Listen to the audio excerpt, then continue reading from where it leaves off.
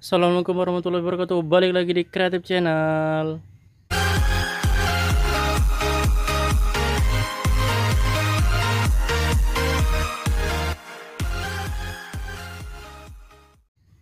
Oke guys, balik lagi di Sentra Rumah Jamur Insan Serbelawan, channel inspirasi, motivasi, dan semangat untuk berwirausaha ya guys.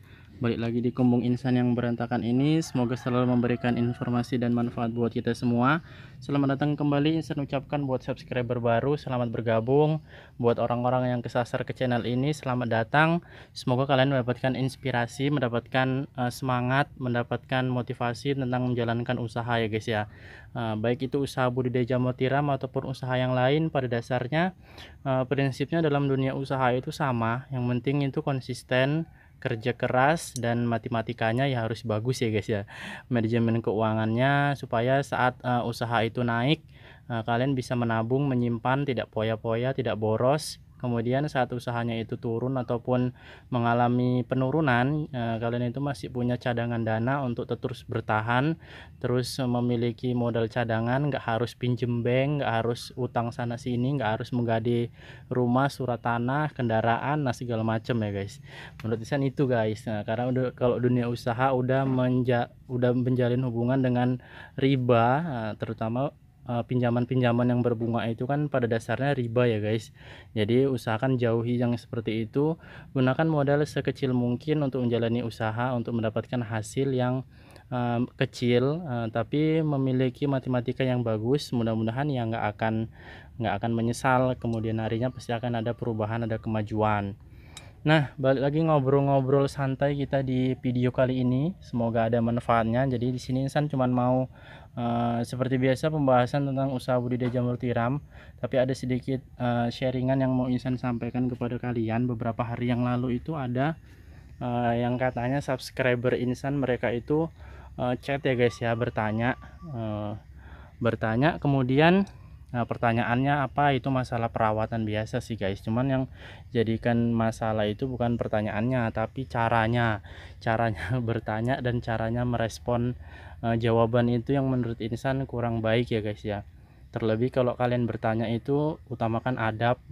Siapapun yang kalian tanyai berarti kalian itu kan membutuhkan jawaban ya guys. Entah itu jawabannya berguna, bermanfaat atau tidak, tapi hargailah jawabannya itu guys.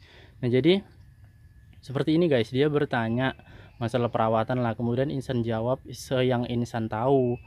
Kemudian beberapa hari kemudian, sekitar 1 minggu kemudian, dia itu chat lagi dan bilang katanya Insan katakan itu tidak ada ngefek ya guys ya, tidak ada berpengaruh, malah jadi sama aja. Jadi dia katakan Insan menipui gitu ya guys ya.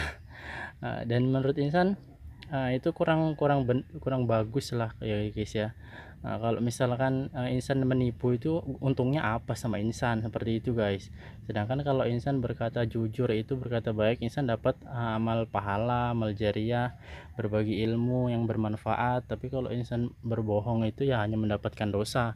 Nah, seperti itu guys. Jadi katanya seperti itu, lebih kurang seperti itulah. Jadi di sini Insan mau menekankan kepada teman-teman semua, bertanya lah itu dengan sopan ya guys ya. Utamakan adab, walaupun Insan mungkin lebih mudah dari terkesannya lebih mudah dari yang bertanya. Misalkan bapak atau ibu atau saudara itu yang udah lebih tua dari Insan, tapi namanya mereka itu ataupun kalian itu bertanya ya, usahakan menghargai setiap jawaban yang Insan berikan.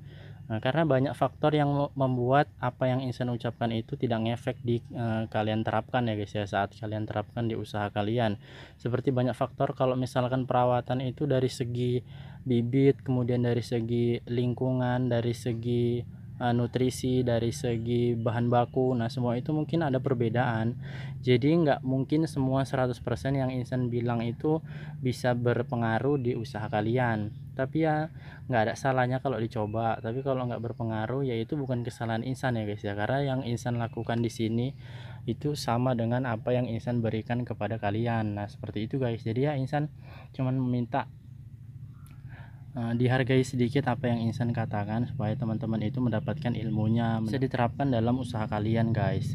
Sedikit banyak mudah-mudahan adalah yang bisa berguna, adalah yang bisa diterapkan. Kemudian menjawab juga dengan sopan, insan memberikannya juga ya benar-benar apa yang insan tahu. Kalau insan nggak tahu, insan bilang nggak tahu guys. Ada beberapa juga yang bertanya, karena kalau menggunakan pupuk kimia dalam media backlog bagaimana mas?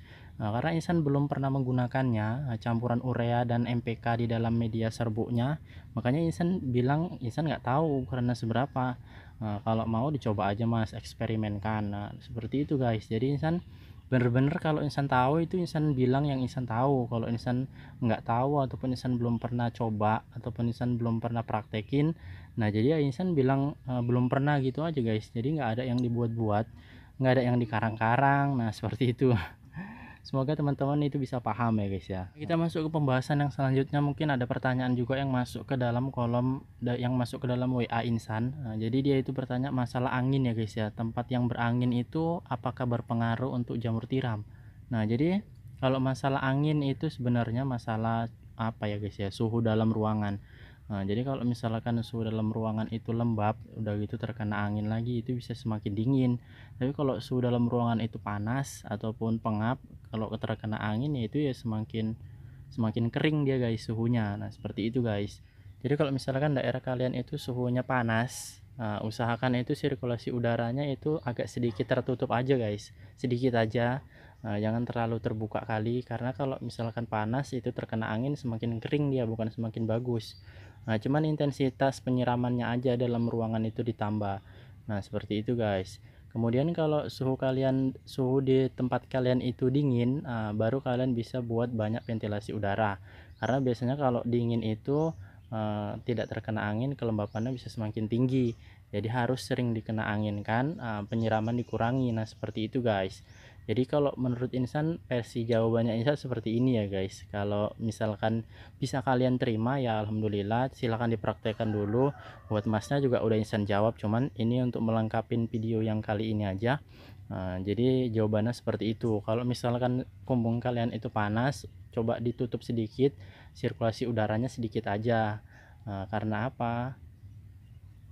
Kalau suhu di daerah kalian itu panas, coba kumbungnya itu agak sedikit tertutup tapi penyiraman di lantai dan di dalam itu agak diperbanyak.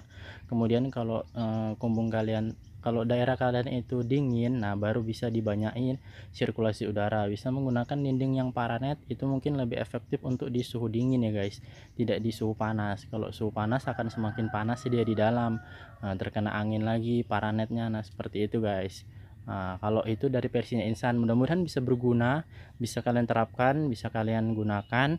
Sekali lagi, kita pembahasan yang pertama tadi tolong diingat-ingat kalau bertanya menggunakan etika yang sopan supaya ilmunya itu bisa sampai kepada kalian guys. Nah, sekali lagi juga ada beberapa hal yang tidak bisa disampaikan itu berarti ya nggak usah ditanya-tanya terus. Pesan singkat pada video kali ini, semoga ada gunanya buat teman-teman semua. Jangan lupa di subscribe, nyalakan loncengnya, nggak ketinggalan uploadan terbaru dari Create Channel. Lebih dan kurang insan mohon maaf. Assalamualaikum warahmatullahi wabarakatuh.